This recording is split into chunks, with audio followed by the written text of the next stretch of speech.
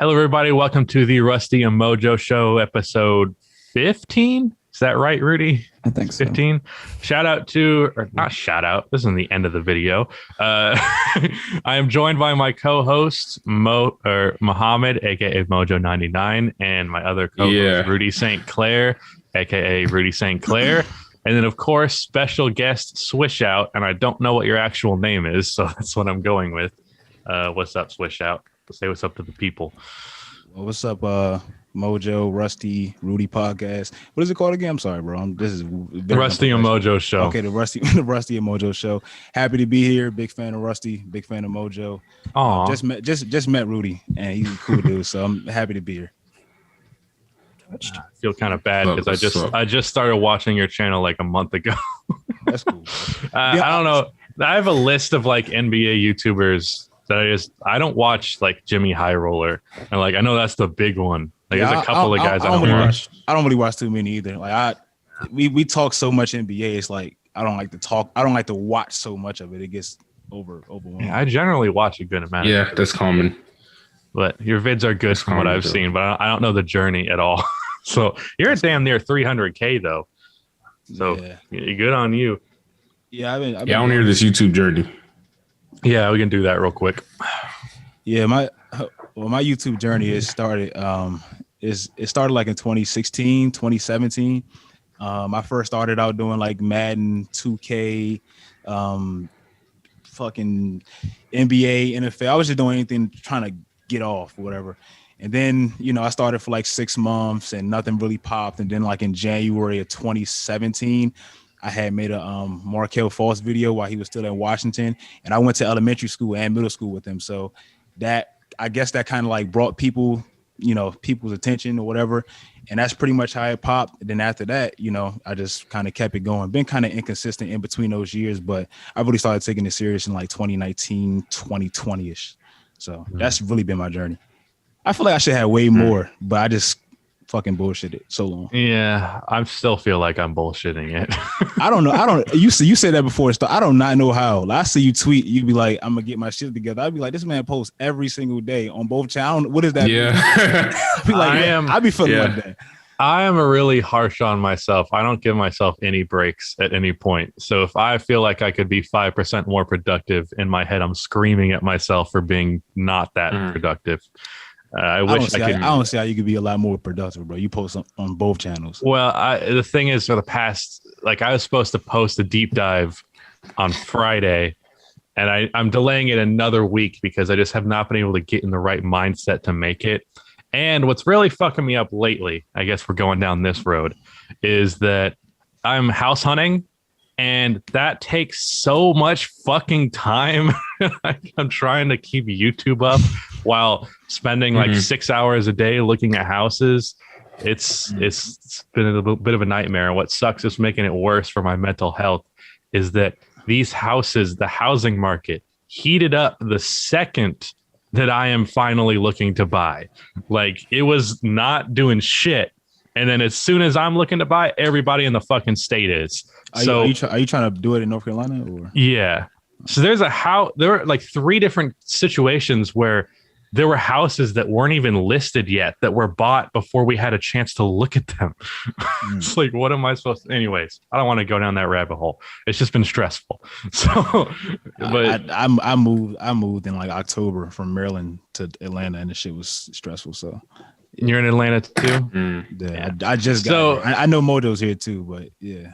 So for that, like being on top of shit thing, Rudy can attest that like, even though I am posting consistently, the manner in which I do it is not consistent. Rudy could get a video 2 days ahead of time or like 3 hours before it's supposed to be posted, and he has to figure it out. I'll wake up one day at fucking 9 and I'll wake up the other at 4. I got no level of consistency. I feel like I'm constantly like rushing to do shit. I don't know. But yeah. Well, from the viewer side, nobody can notice because all I see is fucking videos in my algorithm all the time. Like, this motherfucker never misses a day, never misses a second on both channels. So if you bullshitting, damn, what the hell am I doing? Like, that's how I feel. Yeah. I don't know, man. Yeah. I mean, so question: why'd you move to Atlanta? I moved to Atlanta. The crazy thing is, bro, I wasn't even supposed to move to Atlanta. Like when I was going to Texas. Like I was going to Dallas from Maryland. Wait, where were you like before Atlanta? That's a good question too. I was in I was in Maryland. I was in PG County, Maryland. So I was supposed to be going to Dallas, Texas, and like the Atlanta part was just like the middle part because I got like some, a few family members out here, whatever. So I was just stopping and doing that. But even though I was moving to Dallas, I didn't have like an apartment already, or I was just going to kind of like figure it out. So I was like a free agent or whatever. So when I got to Atlanta, I was like, damn, bro, Atlanta is kind of, I had been to Atlanta before, but I was like, damn, Atlanta is kind of lit. You know what I'm saying? It might be best out here. And I was like, forget the Dallas stuff. I don't feel like driving 10 more hours. And I just happened to stay here and got me. Really? That's crazy. That's really. So you decided to move here because you moved there because you didn't want to drive 10 hours. That's a heavy factor. Like I was like, I'm already here. I know more people here. Whatever. I'll just stay here. So I just ended up staying here, and And then I was kind of thinking about the YouTube scene and it's more people that I at least know out here. So I was just like, I had a similar thing when I was searching for colleges. I ended up going to a community college, but there was like a time in my junior year, senior year, like early, something like that in between there. I was looking at different campuses and I went to the second one. I was like, I'm just going to go here. I don't want to keep looking at all these fucking schools. Literally, I was the same way. Always make me make the decision above anything else. Yeah, I'm that type of like, even when I was apartment shopping, I was just like, literally the second one I looked at, I was just like, I don't feel like doing this shit. It's cool enough. What more can I want? So. Yeah, I fell in love with the second house that we looked at. And then, of course, it was in contract about 6 hours after we looked at it. So that's fantastic. I'm not trying to rant about that too much, but it's very annoying. Atlanta is cool. I almost moved to Atlanta as well, but I don't want to move away from family. I know Mojo wants me to move there. It'd definitely be good for a podcast. If you would. Are you from here? Yeah, I agree. Are you from here, Mojo? I'm from North Carolina where Jacob's at, but I claim Atlanta because I've been raised here for like my 19 years of my existence. Well, I'm 21 actually. My bad. I've been raised for like 19 years. Forget your age. Oh, for a quick second. Yeah. So I'm from here. Yeah. All right. Well, Atlanta is cool. I think we're in agreement. Let's talk about Meyers Leonard. Because I think Rudy might want to talk about this more because he's actually Rudy has not said a whole word until now. I lost my voice a little bit, so I'm trying to be a little bit more quiet than usual, I guess. Let him take a back seat for a bit. Yeah. But you want to talk about it because you're Jewish, so I understand there'd be more anger from that point of view. Oh yeah, dude. I mean, for those who don't know, Meyers Leonard was doing a sponsored Twitch stream early this afternoon. Who the hell watches Meyers Leonard stream? Like you got serious life issues. 50,000 plus people. He's got a lot of subscribers on Twitch. Meyers Leonard? Is he that funny or entertaining? Apparently, he's pretty good. His name is Meyers. Why are you watching him? I was actually telling my friend who's like really not into basketball about it, and I told him the player's name was Meyers Leonard, and he was like, he's got a backwards name. I never thought about it. Leonard Meyers does sound more like a name than Meyers Leonard. Bro, you be watching Meyers Leonard on your free time? That's some serious man. Facts. Golly. But yeah, Meyers Leonard was doing a sponsored Twitch stream earlier this afternoon, and I mean, I'm not going to repeat the slur, but he said, don't fucking snipe me, you coward. You pause for like 3 seconds. Fucking slur for Jewish people, bitch. The K one. You know, what's funny about that I was seeing on Twitter was like so many people didn't even know that slur. Right, because that's like obscure Chanboard nonsense. That shit I would see on like meme websites when I was in middle school when neo-Nazi propaganda thrived on the internet. There are people that were saying like Meyers Leonard is so racist. He's pulling out slurs from the 1940s. Yeah, man.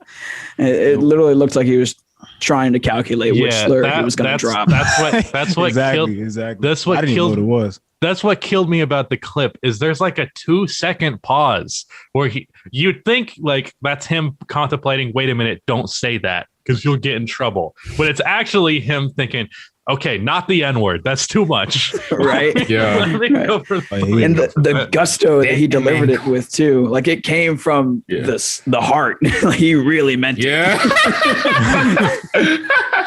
I kind of feel bad for the guy that he was playing with, because you could tell his laugh was like, oh no.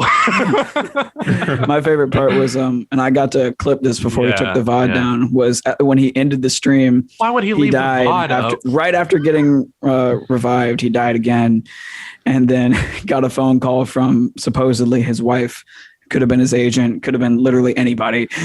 Muted the microphone for the stream. His reaction, it sounds like it looks like he was getting pounded. You watched his face. His face was like fine, and then gradually you watch it get, oh no. I feel like you could see him say like, what did I say? And then they're like, you said a slur for Jewish people. He was like, oh. The thing is, I had no idea. Like when I first seen it, I thought he said the N-word. I was like, a slur had to be that. Then I was like, damn, I didn't know about a Jew slang or slur. That's why I say he really pulled that out of his ass, because I never even heard of that. Yeah. So he was like, it was like he was processing it like, damn, like what the fuck do I say? And then when he was on the phone, the shit was funnier, because he was just like, damn, I really fucked up. Yeah, I mean, he literally only streamed for 46 minutes. It's super short. You could tell he knew what he said. Like, you could tell he knew. Mr. I stand against racism. Motherfucker, the only guy on this whole team to stand for the anthem. Of course, he's out here dropping slurs. See, I wasn't as outraged by that as many people are, because I was like, I kind of get it. I still wouldn't do it, but I kind of get it. I mean, he positioned himself to be agreeable. But knowing that now, that like fully, like, no, that was not what that was about. Oh, my brother's in the service and he wouldn't like it if I kneeled. Fuck you. Well, fuck your brother then. I don't know, man. It's just something. Brother's probably his brother's a goddamn 7-foot soldier out there. He's probably gonna die fast as shit. Big ass target. A very large target for ISIS. What's next for Meyers Leonard? He's probably going to get bought out of his contract. Who's dropping the Meyers Leonard video? What's next for Meyers Leonard's career? It's just the harsh Utah Jazz. The harsh truth about Meyers Leonard. The red arrow pointing to him in the thumbnail. It's fixing to be a Jonathan Isaac situation where his jersey sales just go through the roof. Oh my god! From a bunch of fucking rednecks. Rudy's going to go to the fucking dollar store tomorrow and see a bunch of Meyers Leonard's jerseys because he's in Alabama. Oh man, he's not getting another contract after this one. That's it. There's no way a team's signing him. Is he a free agent after this year? Yeah, he got a 1 year. And you know what's fucked up? Damn, you know what's fucked up? Oh, I do want to mention the Heat owner is Jewish. I just want to point that one out. So is Adam Silver. Is he? Oh man. Oh man. Yeah. Oh, I kind of feel guilty for calling him money hungry then. Oh man. You gotta watch out. Watch out for that one. God, I mean, but he is, but not because. Okay, that's sounding rough. Anyways, let's not open up that can of worms. Yeah, but Meyers is not getting a contract after this. No team. Meyers, it's not like he's a good player and you're like, we'll take the backlash because we're signing Meyers Leonard. No, it's Meyers Leonard. I'm not gonna risk anything from Meyers Leonard. Yeah, Utah Jazz memes are hilarious though. I love that shit. Fuck the Jazz. There are a couple of Celtics ones as well.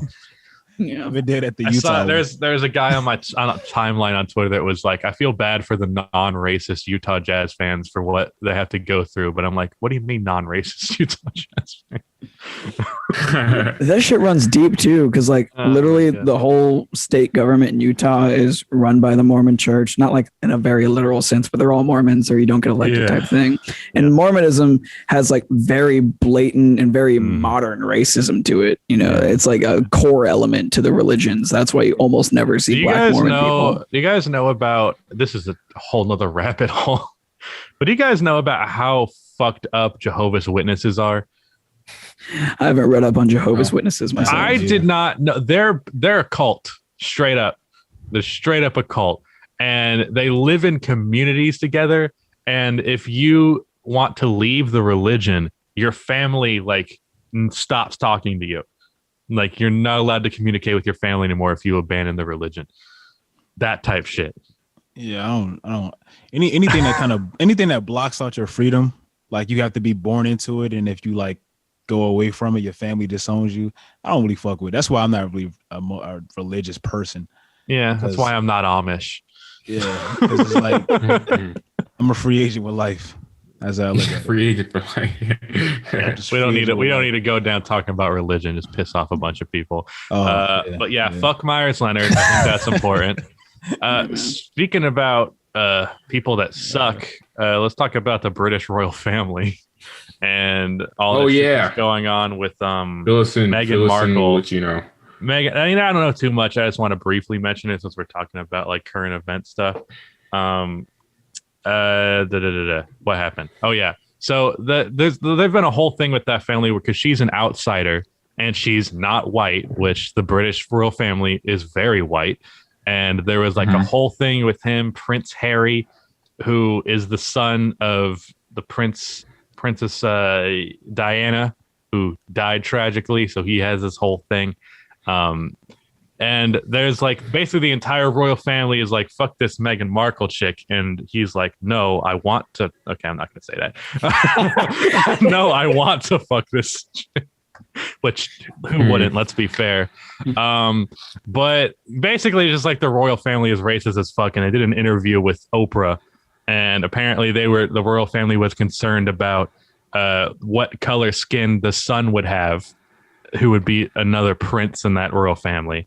He's also basically like pure pale white, so that's not even a concern. If you're racist, you know what I mean. Like he's as pale as he I fucking am. looks like Carson Wentz. I swear you said. I just realized. I just said that. Yeah, I literally just said that. I was like, look, just like Carson Wentz. I was saying. I was thinking about that. I didn't mean pure like that. I know. I'm just trying to make you uncomfortable, Jacob. Very white. Well, you did a good job, motherfucker. But then what really bothers me is Meghan Markle was talking about the mental anguish of that the media is on top of her just for basically existing as a not white woman in the British royal family, and the royal family did nothing to help her, and that was the whole thing. And then she's telling this to Oprah, and then fucking Piers Morgan, who I think he's British. I barely listened to him talk because he's such a little bitch, but he is like giving her shit about the fact that about the fact that she mentioned the mental thing, like, oh, that's fake, she's not actually struggling. Which if that's your mindset, as soon as someone mentions like mental health stuff, you're already a piece of shit, like straight up. But then later on it came out that apparently her and Meghan had some sort of like, not a thing, like they were just communicating with each other, and then he got like romantic interest, and then she fucking ghosted him.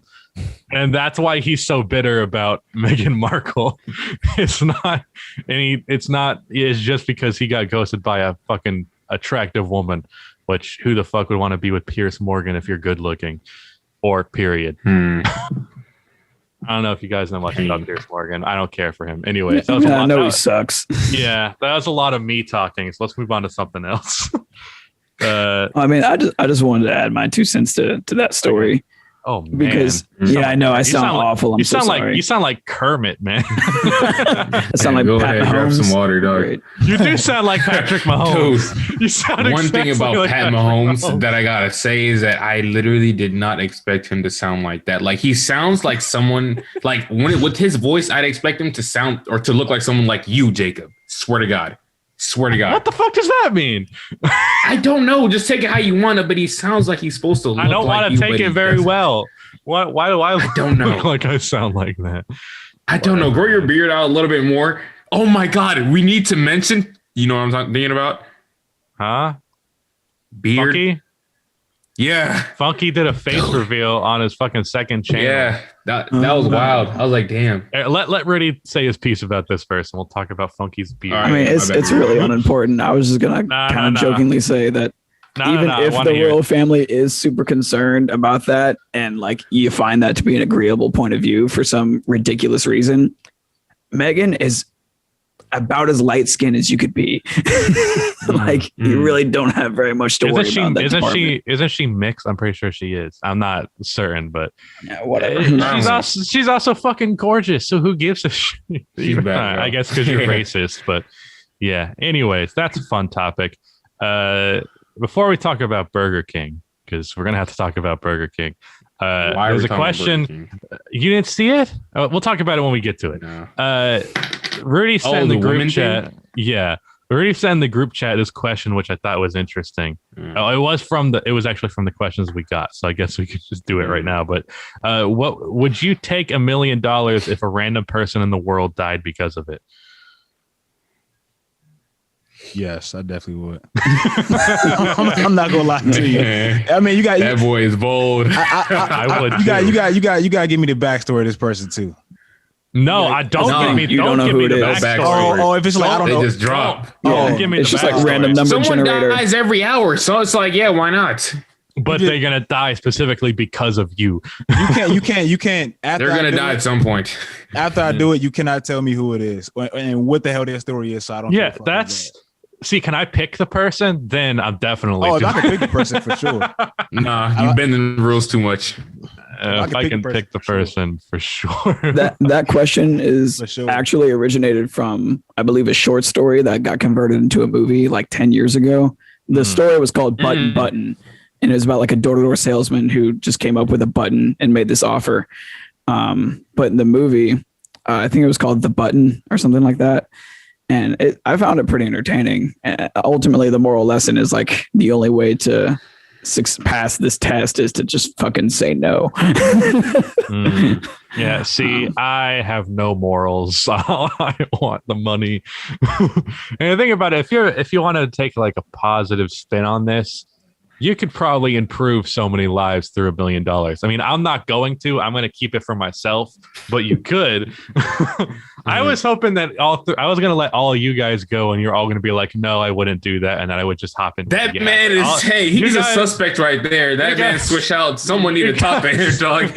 He said yes, no hesitation. What the hell? I don't understand wanting to know. That makes it much harder to do it. If I know the person, then I'm gonna. That's why I say after I do it, do not tell me the person's life story because I'm gonna feel fucked up. What if it's just like the fucking most wholesome person in the world doing That's what charity I'm saying. You work? tell me she's a mom of 4 kids, and I'm gonna be like, I'm gonna get him. He's like a teacher who like donates her plasma and shit. Like she's just such a perfect person. Yeah, I couldn't fuck with that. Yeah. So just don't tell me, and hell yeah, I'll fucking no hesitance either.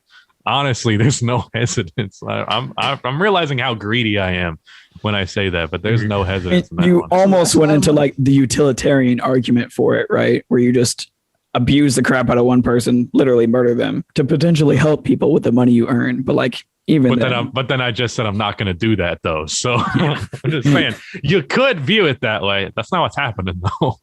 You would legit feel like you killed some because you kind of did kill somebody. No, you definitely did. Like but there's no kind would of hit out on somebody for $1 million. I'll be fucked up. I'll be donating to charities and donating to their families and shit. I wouldn't even enjoy the $1 million. I'm getting a mansion. I couldn't. I'll be fucked up. I don't care. Maybe I'm a shitty human being for that, but yeah. This is why you tweet things like I'm super sure that I'm a sociopath or whatever it was that one time. See, I'm not super sure. I don't think I said super sure. But no, like, I'm exaggerating a little bit. There's definitely some there where I'm like, sometimes I can just flip on and off when I'm empathetic about things, which is probably a bad human trait, but it's one I have. I'm going through the topics that you put in this group chat here. Do we want to talk about your random idea? I didn't retweet it. I don't think you put this for us to talk about, but I didn't retweet it because I thought it was insane. Oh, okay. So, yeah, I'm down to talk about it. What's so insane about it? I'll read off this tweet. So NBA needs a team in Seattle, and the G League needs their champion to be promoted to the NBA, with the worst team being relegated. See, I can't read.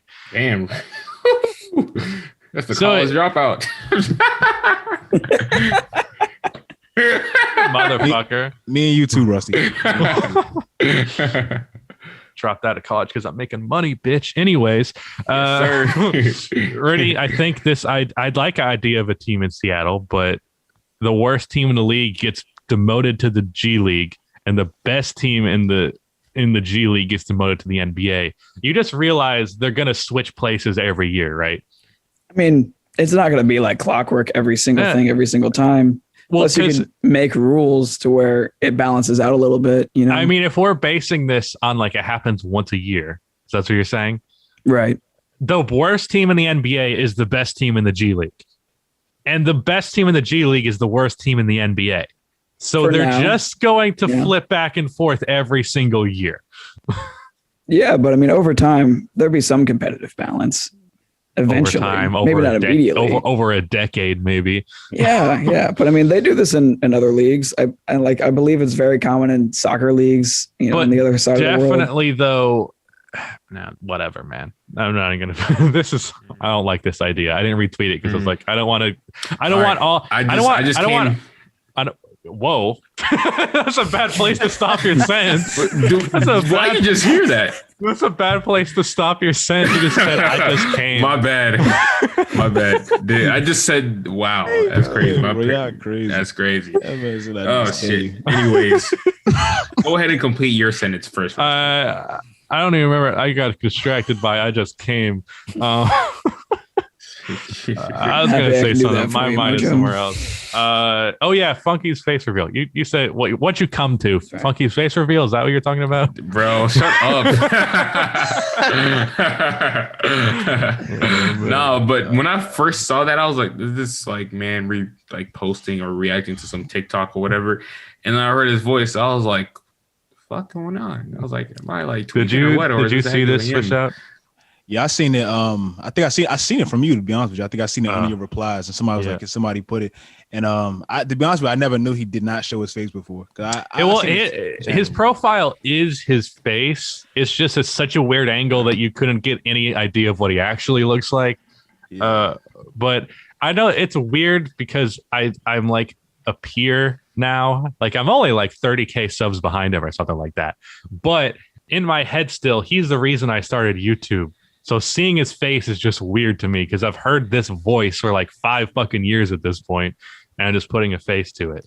I expected him to look like some scrawny, like looking nerd dude or whatever, but he just looks like a whole like. He said that he looked like Joe Harris once. He said he's scrawny with a beard. I look like Joe Harris. I don't know. So that's kind of roughly what I expected. But it was interesting. It was interesting seeing a mouth move paired with that voice because I had heard that voice since like 2014 actually. So 7 years. I didn't know you've been doing YouTube that long. Yeah, he started with my GM stuff. I started with my GM stuff too because I was trying to copy him. Yeah, that's all I got. All right, let's talk. I guess we can talk about Burger King. This is just me going through a bunch of fucking topics, but Burger King. Do we want to? Someone else introduce. I've been talking a lot. I don't want to talk about Burger King. That's kind of lame. I'm trying to like turn up this podcast. I ain't gonna lie. I feel a little bit disengagement, and I don't know if it's me. Me only. All right. Hey guys, what happened? Breaking news: Meyers Leonard releases statement apologizing for anti-Semitic slur. Oh, did he say he didn't know what it was? Do you want me to read this out loud for the podcast live? I am deeply sorry for using an anti-Semitic slur during a live stream yesterday. While I didn't know what the word meant at the time, my ignorance about its history and how offensive it is to the Jewish community is absolutely not an excuse, and I was just wrong. It is an excuse. I am more aware of this. I am now more aware of this meaning, and I am committed to properly seeking out people who can help educate me about this type of hate and how we can fight it. I acknowledge and own my mistake, and there is no running from something like this that is so hurtful to someone else. This is not a proper representation of who I am, and I want to apologize to the Arisons, my teammates. The Arisons. I don't know what that is. It's like the ownership group. Is that the Heat owner? Oh, it probably is the Heat owner. My teammates, coaches, front office, and everyone associated with the Miami Heat organization, to my family, to our loyal fans, and other in the Jewish community who I have hurt. I promise to do better and know that my future actions will be more powerful than my use of this word. Bullshit. Yep. Meyers Leonard, more like it. That was painful. That shit was ass. That was more painful than watching him say. That was more painful than watching him say that. You don't learn that word just from like being a gamer. You got to be on some racist chain. How do you even learn boards. that word? Because I never heard that word in my life. Yeah. I ain't heard of it till today. I literally haven't heard that word in years. Like it's a very obscure thing to know. But what is it? What is that? Well, I don't want to ask. Oh my god, fucking flight. I don't know the historical origins or fucking what it like really Mike, means or whatever, but I know it's a slur for Jew. Apology accepted. No, it's not. No, it's not, buddy. Take that. No, it's not. Oh man. Yeah, fuck your 8 points a game. $10 million a year. Bro, why did they give him that contract and not Jay Crowder? That's the thing. I don't know. Like, why? Big L too. I don't like Meyers for shit. Crowder. Yeah. Swish, I wanted to talk a little bit about something you retweeted from Legend of Winning about a week ago now, where the mainstream NBA media was pretty much writing Devin Booker to New York as like a main storyline for whatever reason. Oh my god, that annoyed me. I just saw you quote tweet it and thought you might have some interesting opinions about it because I think that the Legend of Winning tweet was pretty much on the fucking money. Like, it's just stupid nonsense. This is painful. Yeah, bro. I don't know, bro. Mainstream media is just like funny to me because it's just like a bunch of people like Skip Bayless, Shannon Sharp, and I like these. They're entertaining, but it's just people that they clearly have roles and they play those roles. So it's like mainstream media. When I see a tweet like that, that's why I start watching First Take and I watch Undisputed every now and then just because they're entertaining. But bro, it's not really basketball insight. It's just more entertaining. Like the Knicks thing. Why would Devin Booker force a trade out of Phoenix as a number 2 seed, playing with Chris Paul, Mikal Bridges, everybody's playing with, in the midst of their best season ever? It don't make no sense. So yeah, and he talked about wanting to be in Phoenix for so long, and he's like, it's been a whole conflict of like, I want to be in Phoenix, but I want to win. Why would he not be incredibly enthralled with what's happening right now? And he's finally doing both. He's in Phoenix. It don't make no sense. Yeah. And what I hate about these mainstream media dudes is that like they birth a lot of casuals. And they held this everlasting cycle. Like they just pop out every other day on NBA Twitter saying the wildest things. Here's the thing. And they have a lot to do with it. I actually don't like understand the like hatred towards casuals because they're like up to like 70% of the NBA's fan base and what they make money on. So casuals are an important part of the equation. And I think if anything, I disagree that they create casuals. I mean, for the people that are already going to be interested, I think, that can make them like not as informed as they should be because they're just sticking to what these guys are saying. But like actually creating more fans who, if they're starting off, are going to be casuals. I think the NBA media, rather it be those personalities or even just the fucking commentators, hurt the actual product for new fans to become a fan of the NBA. See, I agree with you on the commentators line, but I disagree with you on these sort of entertainment platforms where it's like debate more than anything else hurting the product. I think it is an entry point because you might not be watching games, but you might be watching the all-encompassing sports debate show. And then when they get to the NBA, you realize it's a really fiery debate and you want to understand how they're informing these opinions. And then you go watch games. It's very easy for me to picture it creating fans. I could see that happening, but I just think in general, I mean, maybe if you're already like interested in those personalities, like if you're watching them for football and then they go into the NBA, but I mean, in general, these guys cast such a negative light of the NBA they make the product so unappealing. When I watch like Skip Bayless or Stephen A. Smith talk about basketball, it almost makes me not like basketball because they suck so much. When you watch them talk basketball, especially like Colin Cowherd, his is even the funniest because bro, he does not watch basketball ever. You could tell he's a football person, and when he talks basketball or even tries to, it's the most general, casual stuff ever. And I don't fault him for it because like Rusty said, I feel like 60-70% of the NBA fan base are casuals because it's so many games. There's games every single night with every team, damn near. So I understand it, but yeah, mainstream media, they clearly play roles, and it's typically not educational or informative. It's more entertainment. Actually, I actually kind of think this would be a good way to split off into a conversation about I really get frustrated by the term casual just being thrown out as soon as you don't know one thing. Like the guy on the Pacers, I've already forgotten his name. Yeah. The amount of people calling other people casuals because they don't know who this guy who doesn't play in the league is. Yeah. Like, you're a casual. That was out of line. You're a casual if you don't know who the 15th man on the Pacers is. Are you fucking kidding me? That was out of line. That was out of line because Cassius Stanley is not known in the NBA. He's known for his high school shit. He was not even that good in college. He was not a college star at all. Man, was a second round pick. You know what I'm saying? So that was out of line. I don't know why he called Rudy casual.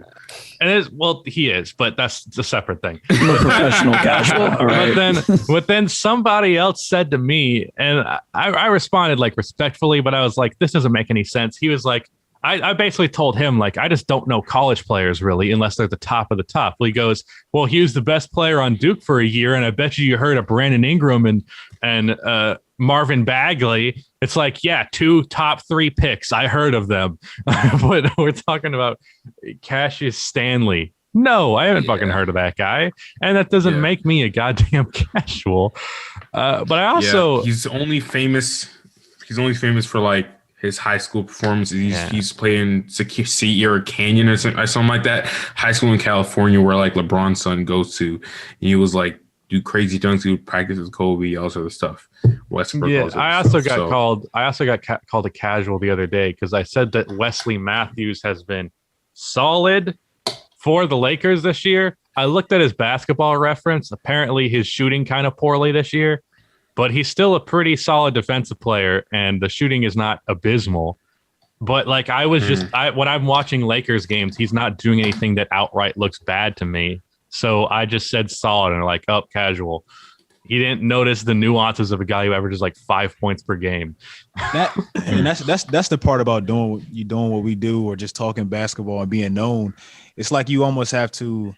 It's annoying because you're not going to know everything about every team. Let's just be. It's impossible. Yeah. Even the people that do it every night, like you and Kenny, it's physically impossible to live a life watching every single game, every single intricate detail about every. You would go nuts, bro. I've tried to do that. There's too much information. 2-3 monitors. It made me not even like the game anymore because I'm not enjoying the shit anymore. Yeah. So it's not casual. It's just you're just a normal functioning human being. You can't process that much. And then I say this a lot on the second channel. Like I'll point to things and I'm like, I'm sure the fan base of this team notices this a lot more than I do, or they notice little nuanced things that I don't really notice because I can tell you the tiniest intricate detail about the Chicago Bulls that I would not expect anybody to know unless they are a Bulls fan. Because that's just how it is when it's your team, especially that's coming from like when you make a comment on their team. It's like, bro, you pay more attention to this team than the average NBA fan does by a country mile. That's just how it is to be a fan of a team. Right. Just like how I was like a year ahead of you on thinking that Dylan Brooks kind of sucks. That's true. I knew Dylan Brooks is inconsistent, but it's this year he's really been bad. Like his shooting splits are abysmal. It's like 41-32 something. Yeah, I mean he's a supreme chucker who leads the league in foul rate or some shit like that. I mean the dude tries hard, but like he's not good enough to try as hard as he does. Oh yeah, Swish out. What team are you? We talked about this before you were here. We talked about this. I don't have a team, but right now I'm a bandwagon net. He's a free agent for life. I'm telling you, bro. When I say I'm a free agent, I'm dead ass a free agent. I used to like, and I was telling Rusty this before everybody got on. I used to like Cleveland. That was my first team, like in 04, 05-ish. And then once LeBron left, it was like he was divorced. I couldn't stay with that team, so. Dan Gilbert fan over here. Who wants to be depressed? Yeah, I didn't have a team for a while, Then I ain't gonna lie, I started liking Lob City a little while, but they kept fucking folding on me, so I was like, fuck them too. And I don't know. Now I just like players. D'Angelo Russell is my favorite player. So, and people think I'm a Nets fan because of the little icon thing. You have to watch Timberwolves games. That's tough. All right, let me do it. I only watch them if D'Angelo. I'm not watching the Timberwolves as they are right now. I actually have a question for you about D'Lo, because he is one of those players that I never understood why he has such a dedicated fan base. Like, his fan base is so massive for the caliber of players. It's his swag and his aura. It's something you'll never be able to understand, Jacob. You won't understand it. Did Rudy just whisper Lakers? Yes. Oh, a little bit of that too, or a lot of bit of that. Well, it's like at least for me, I like him because I'm a Ohio State fan. Like, I'm a big football fan too, so I like Ohio State football and basketball. And I liked him when he was with the Buckeyes. So when he got drafted, you know how you have Alonzo Ball got this type of fan base too. You know how you have those specific players that you always believed in. It's like you knew he had it in him, and then he kind of failed, and then everybody forgets about him, but you knew he had it, and then he pops, and then it's like, I told y'all. That's how I feel about him. That's why I'm such a big fan of him. Yeah. Because once he popped, and after he got quitted on and shitted on by Magic Johnson, that's when I changed my Twitter account. I was like, man, this is my guy. Yeah, but what's unfortunate is since that 1 year in Brooklyn, he's kind of fallen back to Magic Johnson being a tad bit about him. But that's not really his fault. I'm gonna be honest. It's not really Minnesota's like the worst organization. Yes. I mean, after your best season ever, you get traded to Golden State, which you were always an asset. Then you go to Minnesota and play 5 games with the player that you know best. Yeah. I'm personally not very high on D'Lo, but plenty of players. I understand what he is. I understand. Like, I know he's not. That's good. So who's the best point guard that you're going to take D'Lo over? That's an interesting question. That's a good question. Gotta check your fan base bias. I'll probably take him a healthy D'Lo over Trae Young. A healthy D'Lo. That is a red hot take, I think. Because I seen a healthy D'Lo carry that team to the playoffs, and I mean, like, they were like under 500, and he carried them. I remember the stretch. He beat Milwaukee, beat Sacramento. Yeah, that year was sensational. I seen him carry a team that was like, I mean, it was a pretty solid team, but it wasn't like nothing spectacular. I seen him carry that to the playoffs and win the game against Philadelphia, clearly overmatched. So I take him over Trae Young, me personally. Bigger, not as good of a shooter, but can pass. I'll take. Wait. Are you saying you take D'Lo over Trae Young? Yes. Did I miss that? Yeah, that's OD. Yes, I'm taking him over Trae Young. You're out of your mind. That's OD. Nah. Yeah, that's crazy. Because I was thinking more like the Mike Conley, Shai Gilgeous-Alexander tier. Yeah. Nah, I think I'm really not that high on Trae Young, to be honest with you. Is it the defense or size or? Nah, I just feel like you need a lot to actually win with Trae Young. Like, you have to overcompensate for so many of his deficiencies, especially defensively, things like that. You have to build like almost this super team to me for him to win. I don't like players like that where it's like I have to kind of like baby them. Steph was kind of like that a little bit too, but Steph, it's a little different because Steph is like, he has like a unique talent that nobody has ever seen. I don't think Trae is like that. So that I'm probably gonna get shitted on for that D'Lo. I just know you are for sure. You are for sure. But I'm taking maybe personal shit. But I'm taking D'Lo over Trae Young. That's ludicrous. First of all, I'm taking D'Lo over Trae Young. The biggest problem with D'Lo is that, like, he's afraid of contact and he refuses to drive. Like, he always wants, like, anytime he's driving to the basket, it's like, all right, let's wait for him to shoot a floater or a mid-range shot right now. And Trae Young does not have that problem. And he's a better playmaker, though I don't think it's a massive gap. And I think D'Lo's more efficient 3-point wise, but he takes less attempts. I'm definitely taking Trae over D'Lo. I still think Trae can be a superstar. I think Trae can. Oh, my bad, go ahead. Go ahead. Oh my god, you good? No, I think. See, if we comparing D'Lo, if we comparing recent D'Lo with Golden State, and if you comparing them his little stint in Minnesota, I mean, it's clearly a hot take, but I just feel like from what I've seen when D'Lo was healthy and he had a solid team that believed in him, I seen it. I got to see a little bit more for Trae Young because this was really supposed to be their year, and if they don't get into the playoffs, that's to me an underachievement. Yeah. I mean, they do deserve a lot of a break from injury that I feel like a lot of people are not giving them. Like DeAndre Hunter has been awesome for them this year, and then a bunch of their Bogdan even played for them yet? Literally every single who has Bogdan even? I don't think he's played yet. Has he? He played like 3 or 4 games, and then he got hurt, and he just came back like 2 games or 1 game ago. Okay. Yeah, he played a total like the amount of games he played this season. I count on my hand. Like literally, almost every single of our new players outside of Clint Capella, who we got last year, has been hurt. For like a good amount of time. Rondo, he's been playing. Gallo, he's been injured and he came back and he's been so ass and inconsistent. Like one game he had like 9 one game against the Celtics. Yeah. And then we have fucking Chris Dunn. He hasn't played at all. Yeah. Like we still have that dude and on Rondo, our team as well. I feel like I haven't seen Rondo at all or some shit this year. Right, like, bro, I don't know. Our old coach is tripping sometimes. I don't know what he would be doing, but Rondo's one of those players to where, like, if he's not motivated, he's not gonna hoop for real. Yeah, you know what I'm saying. And just because of the situation we're in, Cam Reddish is even hurt right now, bro. So just like, injuries are beating our ass. Injuries are beating our ass right now. Yeah, but like, I think the main reason why people were confidently slotting the Hawks as a playoff team was how deep they are.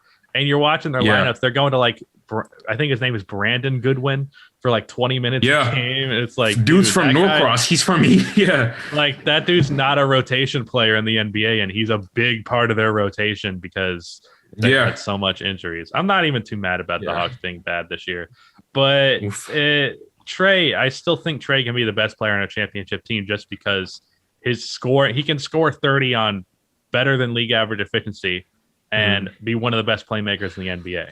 Not to mention he's taking the Steph shot. Like he's stretching the floor like Dame and Steph are. Not to the same degree, but like a B+ level. He doesn't have the same efficiency, but he's still a player that you're comfortable with him taking that shot. My only gripe with Trey and what will like literally he will have no chance of like being a top 3-5 player in the NBA ever if he's like as ball dominant.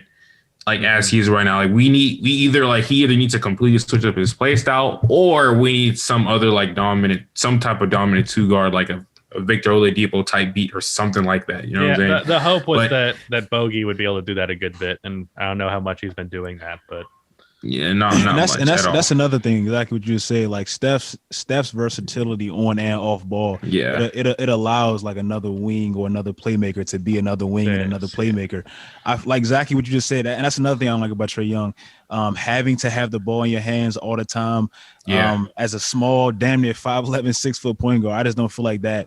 In today's NBA, I just don't feel like that will ever convert to a championship. I have been preaching this forever about Trae. And that's why I say that's why I said, and I'm prefacing this because I want people to understand, because I know I'm gonna get shitted on for this. A healthy 2018, 2019 D-Lo. That D-Lo, I feel like he was doing stuff that was actually winning games. I'm not saying Trae isn't, but I've seen it, and I gotta at least see Trae get that team to the playoffs. I just don't think Trae has had the same opportunity to.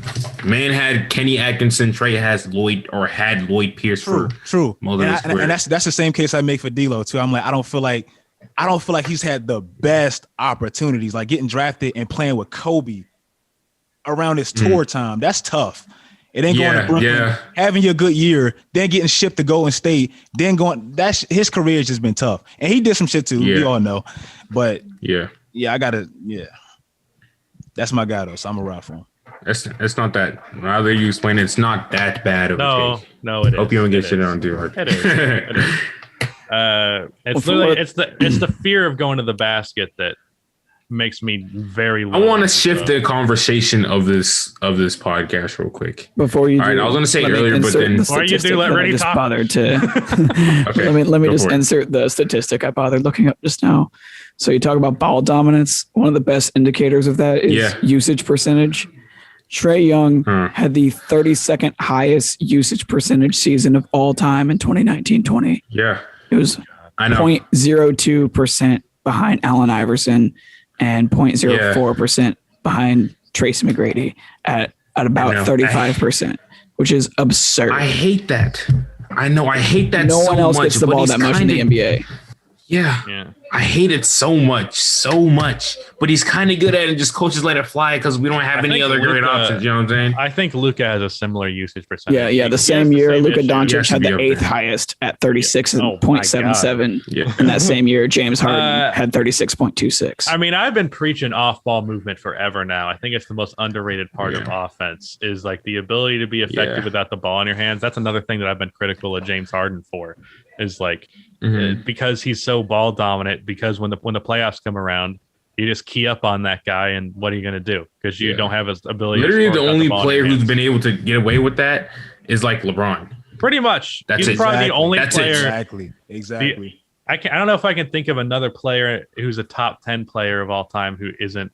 I mean, maybe Magic.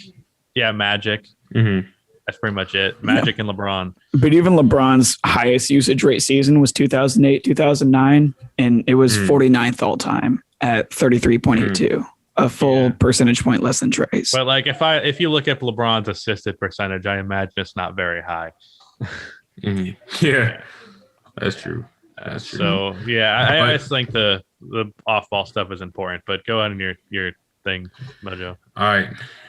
New random shift in the podcast. So I wanted switch out. What's your name? My real name is Miles. Miles? This is much better than TSO. Oh, okay. What was his name again? I was like, what the fuck was it? I was laughing too. Was it Clarence or something?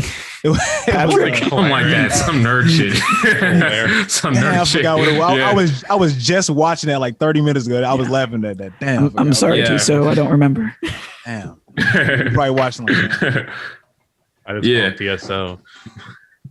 All right, so Miles, I want you to give my friend Jacob some advice when it comes to women. Because I ain't gonna lie, you look like a good looking dude. I know you be like getting the Michael B. Jordan or whatever, like comments thrown at you. So go ahead and give my man Jacob some like advice. Anything that you learned as a youngin or whatever, like growing up 17, 18. Or, you know what I'm saying? Just give him any advice you can give him right now. I really don't need you to. You've been doing this like every time. No, you need it. Shut up. Every time we have a guest on, you're like, teach Rusty how to spit game. This is Mojo's I don't know who's signature going to get through you. Yeah, Exactly. Mojo. I don't know who's going to get through you. Mojo, do I have to actually seriously explain this? Because I don't. First of all, one day we're going to get your dad on this podcast, dude. Oh, hell no. Hell no. Maybe. My dad, that's a horrible idea. You're gonna see, I'm basically just a fucking clone of him. No. But like the simping on Twitter shit, that's really not real. I see that a lot too. I'd be laughing at that. It's supposed to be a joke. Girl I always see too. Jacqueline. Yeah, something like that. Look, I find that. Look, the people that I'm simping for on Twitter, it's mostly a joke. I find them attractive. I'm not pretending like I don't find them attractive, but I'm not like acting like I'm like I tweeted the other day and I had to delete it because I was getting too much backlash, like to the point where like people were like, this isn't a joke anymore. But it was National, I think, Women's Day the other day, and I quote tweeted a tweet that said, cash app a woman $500 today. And I tweeted like at Jacqueline, what's your Venmo or whatever. I had to delete it because everyone's like, bro, this is too much. Yeah, but like people were acting like I was actually going to give her $500. That wasn't going to happen. The original, my Venmo in the comments. Yeah, the original thing I was hoping for is she would reply with it, and I'd just be like, "Yeah, that sucks," not give her anything. But no, it's a joke on Twitter. But like my real life dating life is sad, but I'm also just not trying. So it's not like I still want Rusty's a busy man. I am a busy man, but also I could try harder, but I'm not. I barely fucking get on Tinder, and then all my work I do at home, so I don't have to go anywhere. I'm just sitting in my house, sad and alone. The answer is to give me more of your work, then you can get out of the house more. I mean, there's really nothing left in my process that I can give to you. I mean, for every a while, video, every single one. No, you're not editing the deep dives. That's like that's my passion project. All right. All but those. The deep dives are getting me to enjoy editing again. So I wouldn't give those to you. Those are awesome, Brian. I appreciate it. Yeah, appreciate it. I've told you that on Twitter, but those I like. Yeah. Those. Yeah.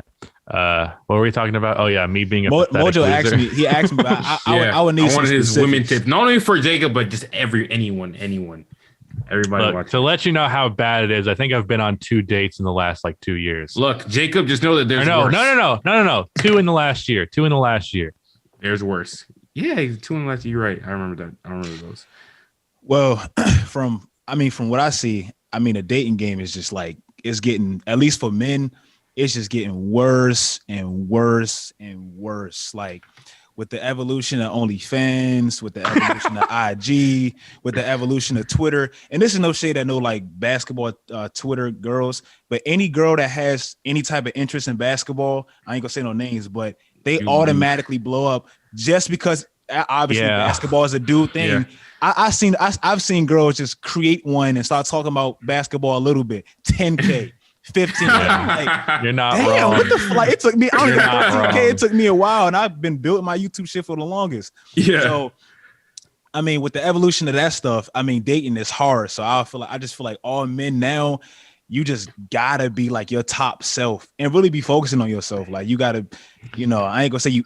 Me personally, I think all men should be in the gym. I ain't gonna lie to you, but I feel like you should, be working. Everybody should be trying to improve themselves. But, but I'm just saying, I'm speaking specifically for men. Like men, you got, you know what I'm saying? You gotta be working out. You gotta be focusing on your purpose, whatever's making you money. And to be honest with you, I don't really worry about women. Like I ain't gonna lie to you, because I feel like everybody is for everybody nowadays. Here's my thing that's preventing me from like spamming Tinder or like trying to go find people to meet. First of all, there's a pandemic, which makes that more difficult. But like, secondly, because I'm focused on YouTube, that's a big time thing. Yeah. So like, I find myself not having all the time in the world for that. But secondly, actually, I'll do 3 things here. Secondly, my environment is not built to like find multiple people. Most people in my age demographic are in college. Yeah, and you live at home. That's true. There's people That's all true. around them. I live at my parents' house, and I'm just sitting here making fucking YouTube videos.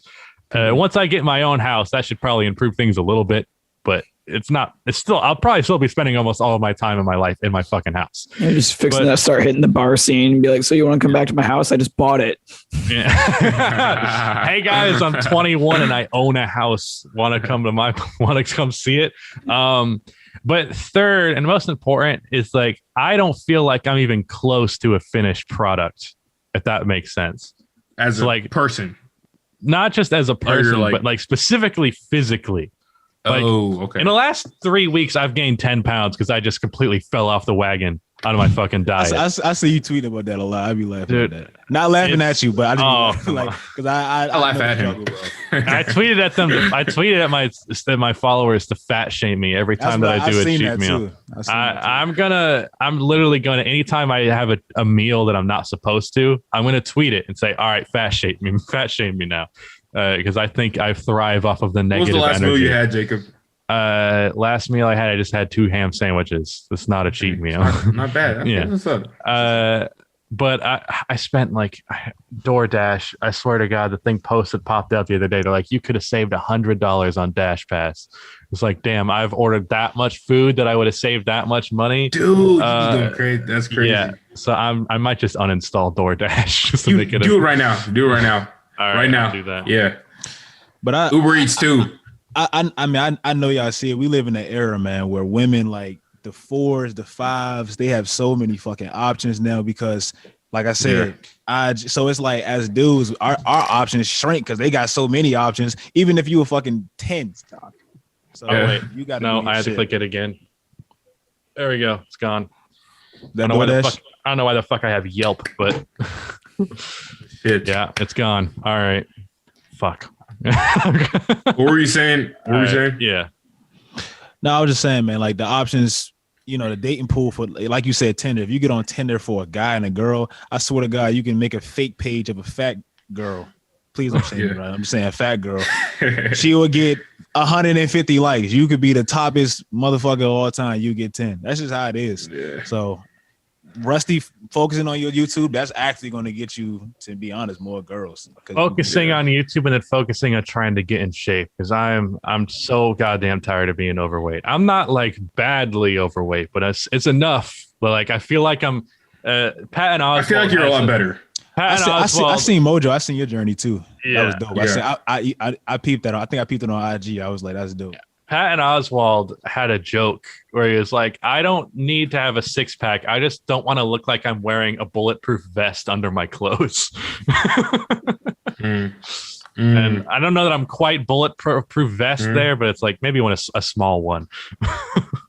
Bro, one of my most recent developments have been making a protein cake. It's not nothing new. I don't know why I said most recent development like I just created some shit. No, I just learned how to make a good looking protein cake, and I sent a picture in the group chat. And man, tell me about the joke that Rudy made. yeah, that was pain. I ain't gonna lie. I don't know why I mentioned that. Rudy. Yeah, you said protein cake. And I said that's what you call it when you finish on a girl's ass cheeks. Oh yeah. Well, Rudy, you gotta take a picture of it and post it on this. I did. Yeah. That's oh my god. Swishout to not laugh at that at all. I feel like I missed a joke. I gotta see it. Yeah, you gotta see it.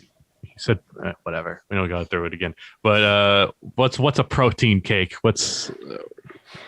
Protein cake is literally what it sounds like. It's a protein cake. Take 2 scoops of protein, whatever, double protein, throw an egg in that bitch, and then throw in some cinnamon or whatever like little pretty shit you like on your cake. Then you throw it in the microwave for like a minute, 2 minutes, and then it's out. And that's a protein cake. How often do you work out, Mojo? Me? So I fell off working out, but I used to work out.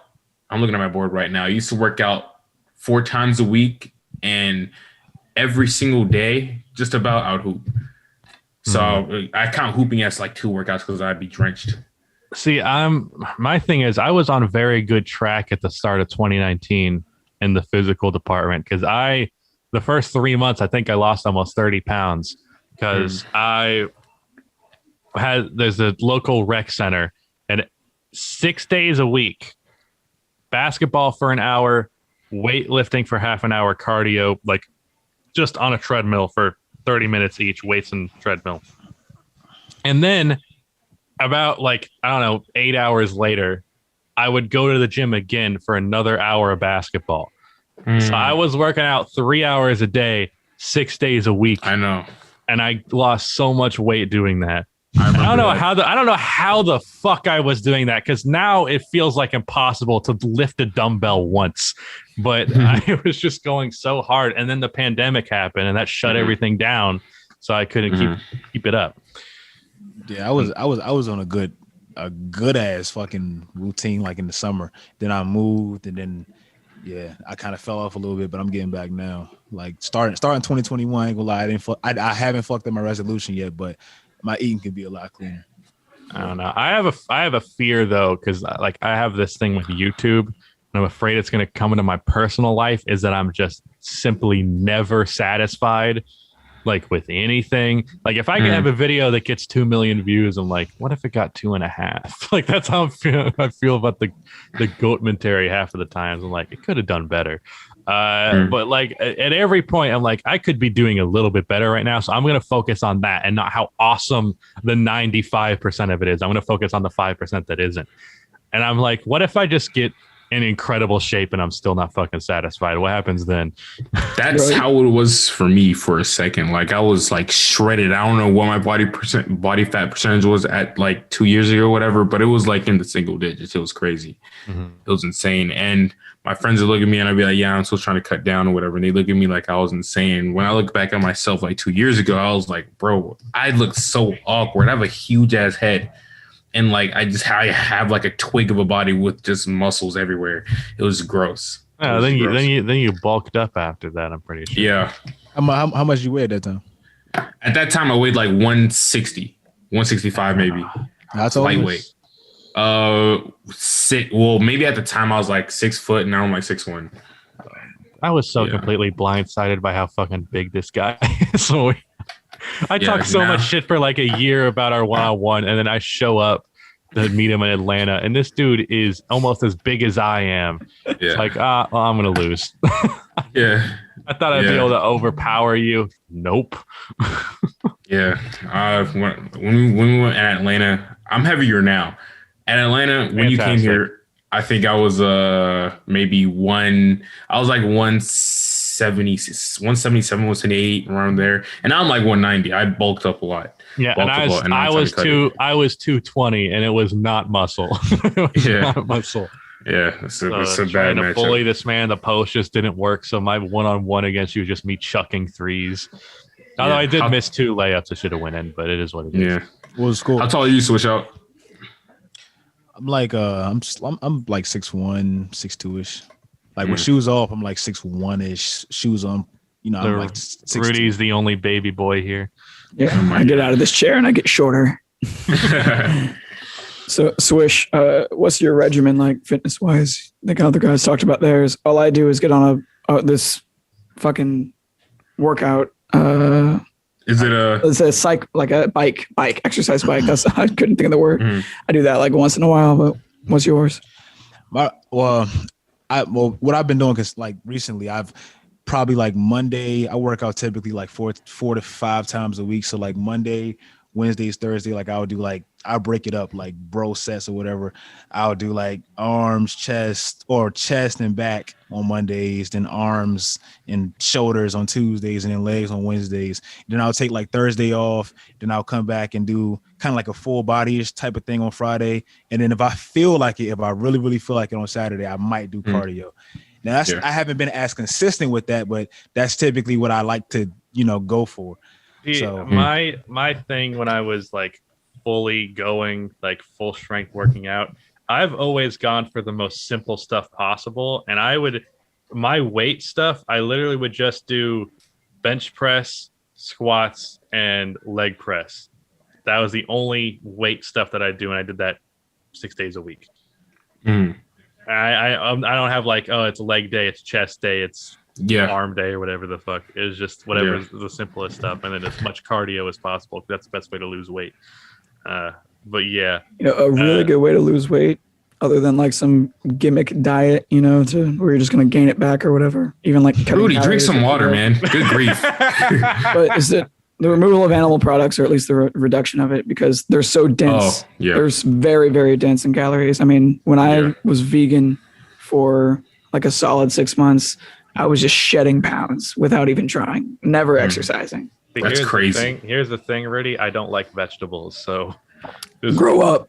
No, I refuse to grow up. That sounded so crummy. You sounded 90 when you did that. Yeah, I'm about to reach my hard cap on talking for the day. Yeah, I'm already deep into the luxury tax. Shut up. I can't. I just don't like vegetables, and I know my life would just be so easy if I did. Like, eat vegetables. They're like the least dense calorie-wise food that exists, and it fills you up. So you just load up on vegetables and you're done. But I can't do it. I hate anything. Have you ever tried seasoning them? Yeah, that probably help, but it's still a fucking vegetable. I'm white. I don't season things. There it is. Yeah. So I just don't like vegetables. So going vegan is not my thing I can do. So what's left? What's vegan that I eat? Like mac and cheese? That's not even that, because there's fucking milk and cheese. So mac. Just pure, what you eating, bro? Mac. Not even cheese. Ew. Bro, that's depressing. I mean, vegetarian. I think you're mostly talking about meat, but no, that's just not a doable thing for me, Rudy. I kind of, when I'm in Atlanta, I might talk to Alum, because he keeps talking about how good these alternatives to carb foods are, like how good they are. I might just have him like make me a couple of meals and then see if I agree, and maybe I'll just do keto if it's like blows my mind. But that's about it, because you can't just do keto for a month and then stop, because then you just gain the weight back. But that's enough diet talk. I think we're gonna bore people. Let's go to some of these questions. Yeah, I really wanted to get to this one viewer question. Jacob, if you could read it for me, I'd deeply appreciate it. It's the one from March 4th from Dank 318351128. It's an in-depth basketball question. I think it should be pretty interesting, and he really wanted us to answer it. In the meantime, I've been drinking a lot of water, so I'll be right back. Okay, I don't remember what he said, so finding this tweet is not going to be. Oh my god. Okay, let me ask another question while he's gone because I wasn't ready for that. So, Aki asks, Swishout, on a scale of 1 to 10, how good do you think you are at basketball? Currently, I haven't played basketball since August, so I'll probably say from 1 to 10 to your average Joe, I'll probably say like a 7, 6, 7. But if I'm playing basketball in high school, I play in high school. So if I'm playing like on a normal, I'll say if you get me like in the regimen or whatever, I say I'm probably like a good 7 or 8. I ain't the best person, but if you see me play, I can tell like you play basketball for sure. Who would you compare your game to in the NBA? In the NBA, well, the comparison I always got as a kid, I always got Paul Pierce because I'm not athletic. I'm not. I know it's ugly. I'm not the most athletic person. Like I ain't like dunk. I can dunk, but I ain't like dunking and all that stuff. But I was like slow, and I was just getting to myself. Cause I was a chubby kid too. Like I was a chubby fat kid that was just giving people buckets. So I was kind of like and then I kind of thinned out as I got tall. But I was like Paul Pierce. But I'm telling you, I was back in the. I'm saying like I'm fucking 55 years old. Back in the day, when I was in high school, I used to give people buckets, bro. I promise you. Okay, that Paul Pierce comparison. The pain that I expressed when you mentioned being able to dunk. Yeah. People hate on me for not being able to dunk so much. Whatever, man. It is what it is. Rudy, you said a question, and then I'll be honest. I didn't remember what your parameters were, so I didn't find it. Who said what? It's the one that's above me tweeting out the Drake promotional material. Wait, what? You retweeted it? No, it's in the thread. I'll just read it. Fuck it. Okay. What are your thoughts about what the best form of defense is? Is it ensuring that teams take the least amount of layups / paint attempts as possible, or is it preventing the 3 ball from being attempted as much as possible via hard closeouts and whatnot? I think that would depend on the team they're playing. I was not listening. I was about to say the same thing. Basically, do you want to stop 2s or 3s more? Yeah, if I'm playing the Warriors, obviously it's going to be the closeouts and all that. But, if I'm playing LeBron or something like that, obviously I want my interior defense to be more secure. I mean, if I'm playing the current Warriors, that's not the case because Steph's like the only guy that can shoot on that team. But, I think the Bucks have shown that, if you're just talking like a pure, regular season defense, the Bucks have had a great defense by focusing on the interior all the time. But then you see them in the playoffs versus the Miami Heat, and the fact that they give up so many 3-pointers was killing them. So that defensive scheme, I think if you have to pick one or the other, I'm focusing on protecting the paint because ultimately that's where the easiest attempts come from. And even if you're giving a guy an open 3, an open 3 is better than an open layup. Right. So I would focus on the paint defense, but it's dumb to just neglect one for the other. Factual. Yeah. That sounds like a fair analysis, I guess. Yeah. I mean, it really is just team by team more than anything else. If I had to absolutely pick one though, personally, as the professional casual of the podcast, I mean, I would say 3 is more than 2, paint defense is going to be there, at least in some capacity. You're never just going to give a wide open layup unless you're just completely inept on defense. Well, I mean, the assumption is I don't think it's you're never going to put your hand up for a 3-pointer or you're just not going to have a body in the paint. But let's just say specifically, if you're building a team defensively, you're not going to focus a lot of energy in getting a rim protector. You're going to focus on the guys who are going to be able to defend the perimeter. So I don't know, maybe you get a small ball center, PJ Tucker is your center in that situation. You defend the 3-point line really well. Yeah. I mean, it's not a very original take, but the rim protector is kind of a dying breed. I mean, who do you fucking have that's just a straight up rim protector? Brooke Lopez and Rudy Gobert. That's it. Here's the thing. Capella, yeah. Steven Adams. Miles Turner. Here's the thing. It's not like they're actually dying. It's just the thing is players who in the past have typically been rim protectors have had limitations in other areas of their game. And those limitations are preventing their value as a rim protector from actually being all that impactful. But protecting the basket is still an important thing.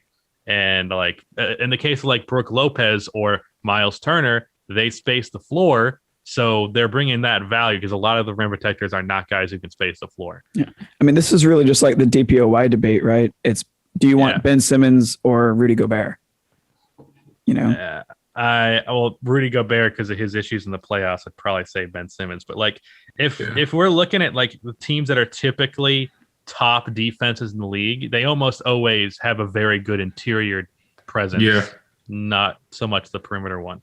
Like, let me look up the defensive rating this year. And while you do that, why don't you ask another question? Because I don't want to just be a bunch of dead space. I was about to say, let me pull up the questions right quick because I realized I was the only one I sent to the group. Whoopsies, sorry. Where do I find advance?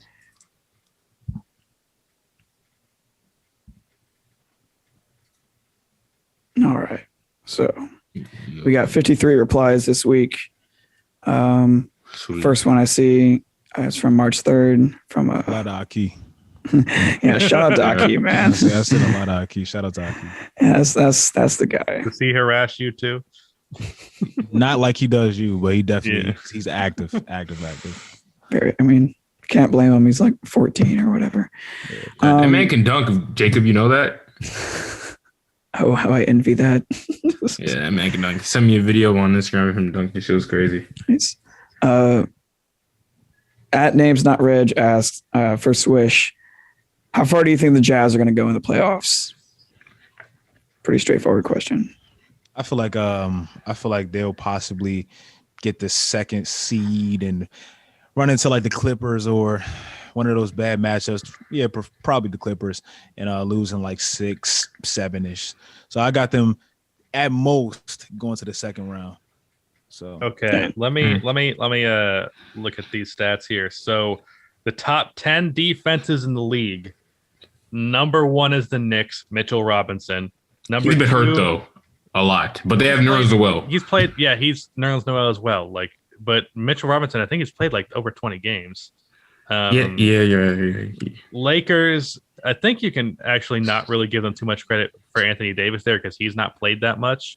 But Suns, even though he doesn't get enough credit for it, DeAndre Ayton is a good interior presence. Number 4, the Jazz, obviously Rudy Gobert. The Heat, that's Bam. The Clippers, I guess Serge Ibaka is good, but he's not amazing. I'm surprised the Nuggets are so low in points allowed. Wow. Where are the Hawks at? Are they like 13, 17? 17. Okay. It's a big improvement from last year. The Grizzlies, I mean, Vooch isn't like a rim protector, but it's like a big body. You did it again. You did this in the... Did I say Vooch? Yeah, you did this in the Ja Morant video, and I cut it out, but you said Vooch, not Valanciunas. Valanciunas. Why am I flipping those two? Well, Valanciunas is like a big body, even though he's not like the best shot blocker in the world. No, but he's actually fucking terrible. He's a horrendous defender. He has concrete feet and oven mitts for hands. Well, awful. He works fine though for like just being a big guy in front of the basket. Like, of course, he's not a perimeter defender. That's not news. And the Spurs, Jakob Poeltl, Sixers. Obviously, that's Embiid and Ben combined. So, like, generally, you need a rim protector. And like, if we're looking at the bottom of the league, the Kings, as much as I love Rashawn Holmes, too small really to be like a great rim protector. Wizards, Thomas Bryant, no. Timberwolves, sorry, Cat, but no. The Nets, obviously, nothing in that department. It is what it is. I'm going to ignore the fact. I'm going to ignore the fact that the Bulls are 25th. That boy went through pain and put this one down. So yeah, I mean, if I'm choosing one, we talked about this for way too long. If I'm choosing one, it's rim protection over perimeter defense. But it's stupid to have to choose one or the other. Yeah. I want to go back to the question I asked while you were bringing up those stats for Swish. Is your lack of faith in the Jazz go past the second round rooted in Rudy Gobert's proven record in the playoffs of kind of folding, or does it go deeper than that? I just think like the possible matchups they can face in the second round, being the Clippers or the Lakers, teams that I feel like match up well with them. And especially if their threes aren't falling. I know, Donovan Mitchell, he's a player that can get his own bucket, and Mike Conley to some extent as well. But I just feel like if the 3-point shot isn't falling and, you have to rely on Donovan Mitchell and Mike Conley versus possibly a Kawhi and Paul Don't George. forget Jordan Clarkson. Yeah, Clarkson. Yeah. Dude, I like Jordan Clarkson, but he reminds me. I definitely respect Jordan Clarkson, but he reminds me a little bit of like prime JR. Like I've seen Jordan Clarkson. Like if he's on, he's on, but if he's like off, like he was in that last Philly game, he's off. So I wouldn't rely on him like a essential piece, like he's going to be the determining factor. So if they see like the Clippers or possibly the Lakers, it's just a bad matchup to me. I'm pretty sure I've said like I think that Jordan Clarkson is like a disciple of Lou Williams. Yeah. He reminds me a lot of New York J.R. Smith. Like that, he takes the toughest shots. He puts the ball on the floor, and he does his own thing. Dude, New York JR was so fun. New York JR that year that they won 50 some odd games with Amari. Sixth man of the year. Yeah, and right before then, when he was on the Nuggets with Chauncey, bro, that was just peak JR. Melo fans are going to be mad at you for saying with Amari. And actually Amari was injured for most of that year, if I remember correctly. They interchanged. Yeah, the only reason that Knicks team was successful was because Amari went down, and then he came back, and then Carmelo went down, and then they were reunited in the playoffs. If I'm remembering that correctly, anyway. I don't know. It was a while ago. Yeah, I literally 10 years. years. Say with Amari, I'm like, dude, you just the Nugget or the Melo fans are not going to. That press conference introducing him as a Knick was iconic. Just the Knicks are back. It was, dude. I got into such a fucking Twitter thing the other day because of a Russell Westbrook video, and I was Classic. like, know what? Never mind. Carmelo Anthony is the worst superstar of all time, And then it's now I have Melo fans yelling at me and Russell Westbrook fans yelling at me. And eventually I was like, you know what? That's enough Twitter for today. I'm leaving. You're doing it right, though. Just farming attention. I did not want the attention in that case. Fuck that. Anyways, let's do like 2-3 more questions because I got to go watch BoJack with my family. All right. How wholesome. Yeah. At Yami the MF asked, if you weren't YouTubers, what job would you have / like to have? OnlyFans. Yeah, if I could fuck girls all day, that would be lit. But OnlyFans, easy. But I do not have the body or the dick for OnlyFans. Actually, I heard Rudy talking about this in like one of your other podcasts. I've been getting in. I don't know if this is a job or whatever, but I've been getting into like investing and things like that. So something with finances, because I'm really big on like growing your money and not letting it sit and stuff like that. Like that's another hobby of mine. Like when I'm not on YouTube, I really do study that shit strong too. So probably something within the financial field and still being an entrepreneur because I couldn't see myself working for somebody. So yeah, I feel the same way. My first reaction, I don't know if like I got cut off by Mojo. Y'all heard the OnlyFans. I said I'd work as a dead body because I'd probably kill myself. Which is very dark for if my channel dies one day. So hopefully that doesn't happen. That's how I'm going to get people to sub to me. If you don't subscribe and my channel dies, I'm going to kill myself. Just be an abusive boyfriend to all your subscribers. Yeah. If you don't subscribe, I'm going to kill myself. Fucking XXX Tentacion bullshit. I saw some fucking TikTok where some old lady was trying to queue up XXX to listen to, and she said something way funnier than what I normally say, which is XXX tentacles, but I don't remember what it was. I'm very disappointed. Let's see.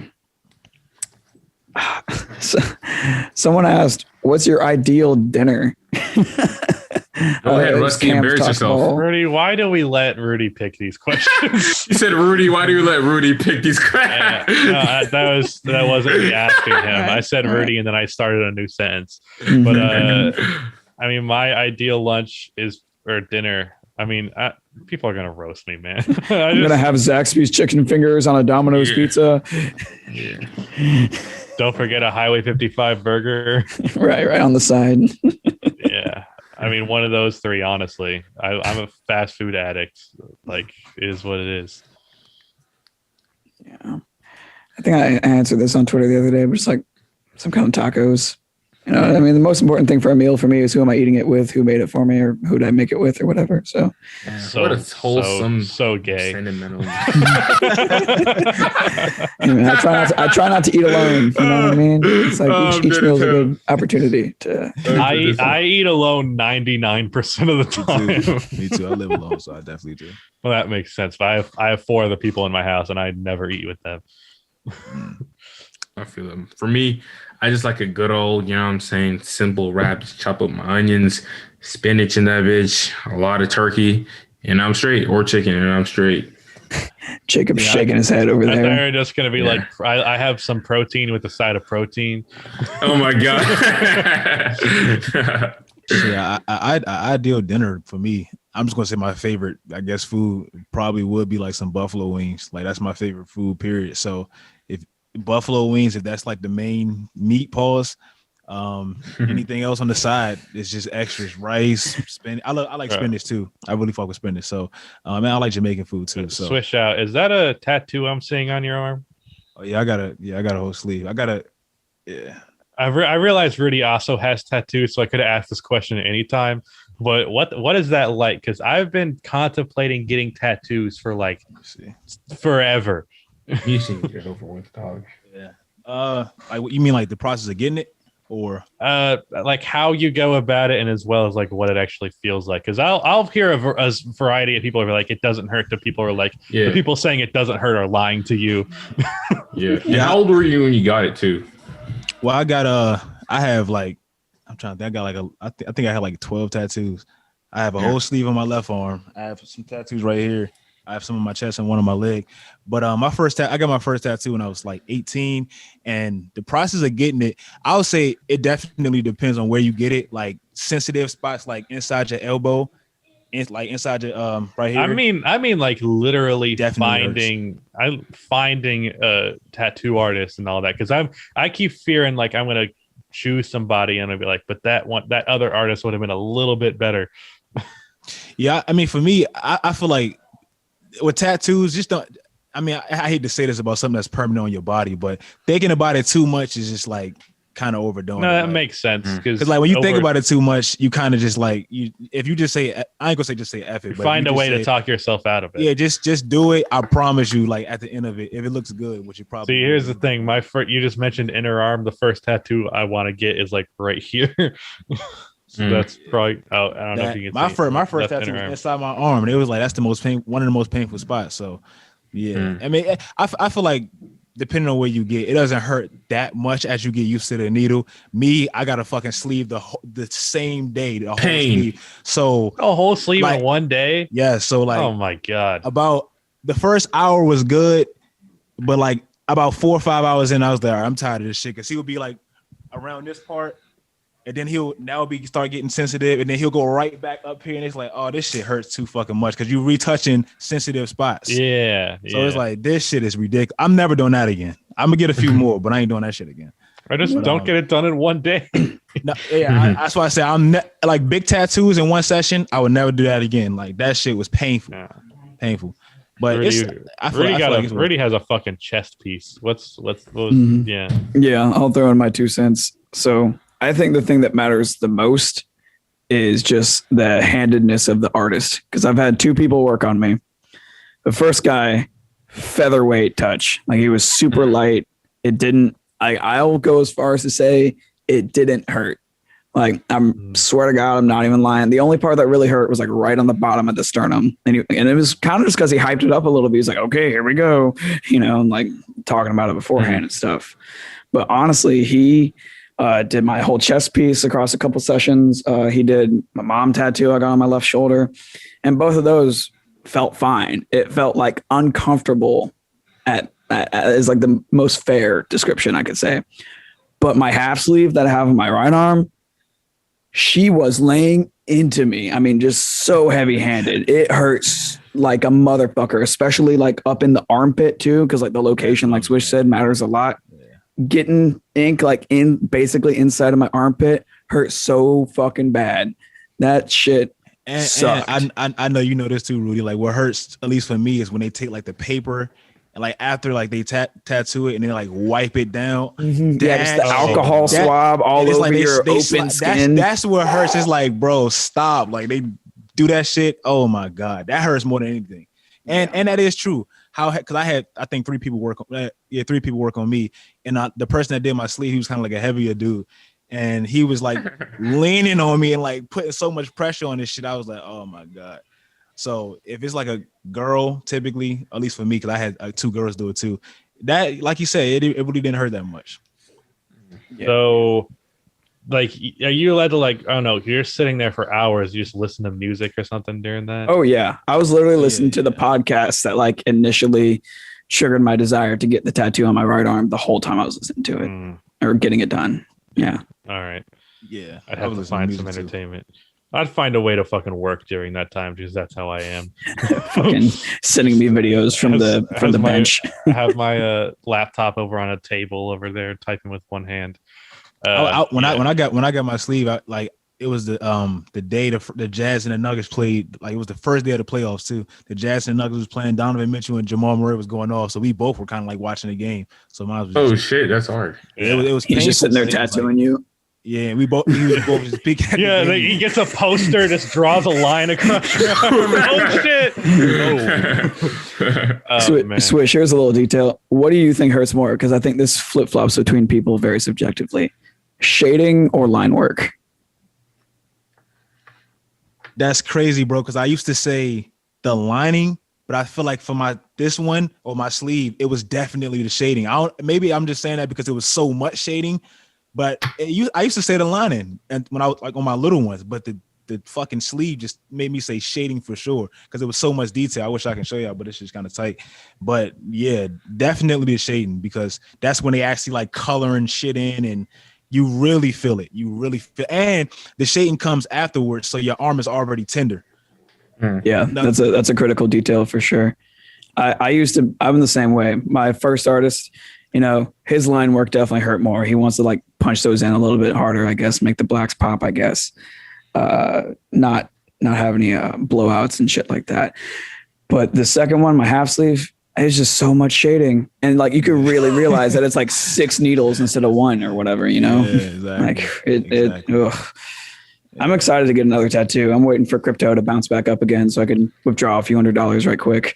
You know, invest in Ethereum, everybody. that's my advice. But you know, don't hold me accountable for that. Are you like a big investor, Rudy? I mean, I wouldn't say I'm like big into it. I'm like passive about it, like you know, like it's something I check in on, not as much as I do Twitter, but almost it's like the second most used app on my phone. You know, I'm trying to figure out how to get Kraken down because it has like a lot of functionality, like being able to have stop loss and like to claim your gains automatically and stuff like that. Whereas on like Coinbase, which is like super user friendly and has a clean app and stuff, it's a little bit more expensive and it doesn't have that level of functionality. So every decision that gets made is made by me, not by an automated system. I want to figure out how to automate it a little bit more in the background. Yeah, I got into it a little bit. I got into it because my friend got into it like last August, and then like the lady that does my taxes, she was like, do you ever invest any of this money that you make? And I was like, no. And she was like, you like are basically subjecting yourself to inflation and you may not be making this money forever. So you need to start investing it so it can grow instead of just sitting in your account and having to pay it back all the time when you pay taxes. Because I know Rusty knows and Mojo, taxes are a bitch, especially for YouTubers. Oh my God. Yeah. This is my first year paying into taxes instead of getting the refund. It's going to suck. I almost had a fucking mental breakdown doing my taxes a month ago. I legitimately was in so much pain trying to do my taxes because the amount I had to pay the government, like 2 years ago or a year ago, I guess, when I paid taxes, it was fine because it was a couple $1,000s. And because you're a YouTuber, they don't take the money out of your payment. That's why. Annually. So you have to. So I just basically use my savings account as tax money saved. But I had to give them so much money this year because obviously I was more successful last year than 2019. And it's just like it's so painful watching that money leave your account because it's one thing because most people's paychecks they take the taxes out, so you never actually physically see that money. Right. It's like they normally take out too much and then you get it back. Yeah. And that's another reason why I tried, like, well, I hate saying try, but that's another reason why I got into investing. I'm like, okay, I'm making this money and yeah, I can buy shit to, tax write it down or whatever. But that's kind of BS because there's only so much you can put on there without starting to lie and like obviously lie. And nobody wants to get audited. And I think once I get my house, I'm gonna like get a finance person just to do shit for me. Like keep track of my taxes, keep track of paying Rudy because I don't keep track of that at all. Like I hit you up every few weeks. I'm like, hey, money. Yeah. See, my mom told me I could have saved a good amount on my taxes if I had just sent you a form hiring you as a contractor. But I just didn't do that because I was like, I don't have any fucking idea how much money I gave Rudy last year. I won't have a fucking clue. Yeah, I can figure it ain't that much. No, but like you could tell me I gave you like a couple thousand or 10. I have no clue. But I did a poor job of keeping track of that. But also real quick back to the tattoo thing because I was gonna say something. You guys went on that finance tangent. I've known exactly what tattoo I want, exactly where since I was 16, and I still haven't done it. So I'm wondering if it's just laziness on my part or if like subconsciously I don't actually want it that much. Probably a little bit of both. Yeah. I also I find like women who have tattoos to be hot as shit, and I think they look dope. So I want them, but like I'm not actually doing the shit to get them. Part of it is also COVID, but yeah. Oh shit, I said it. This is gonna get demonetized. Nah, you said Kobe. All right. Let's go on one more question and we'll end this one. All right. This is a good way to segue into the general outro too, where you can promote yourself, Swish. But I saw you reply to someone on Twitter today when we retweeted it for the second or third time or whatever. But Sir Z Gaming asked directly to you, Swish Out, when can we expect something from the second channel? I knew you were about to get to that. Sir Z, that's my guy too, man. To be honest with you, I can't give you no promises. Like I was trying to kind of do the Kenny Rusty thing, but I was like, why do a second channel and wait for all the monetization BS and all that when I can add it to my main channel as well? So I don't know. To be honest with you, I have no idea. Hopefully, preferably around the playoff time, maybe I can start going on crazy, like I did last year. I'm gonna do that regardless, but I don't know. Yeah. But I know on my main channel, I'm about to, like, for the second half of the season, ramp up a lot more content because it's like getting way more intense. So yeah. All right. I got like 5,000 subscribers in like 3 days, and I just abandoned that. I just feel bad, but. I just matched with a fine ass girl who plays basketball on Hinge, so I'm gonna go. Rusty meets the love of his life live on air. Yeah. So Swish Out, just promote your shit, and we're gonna end it on that.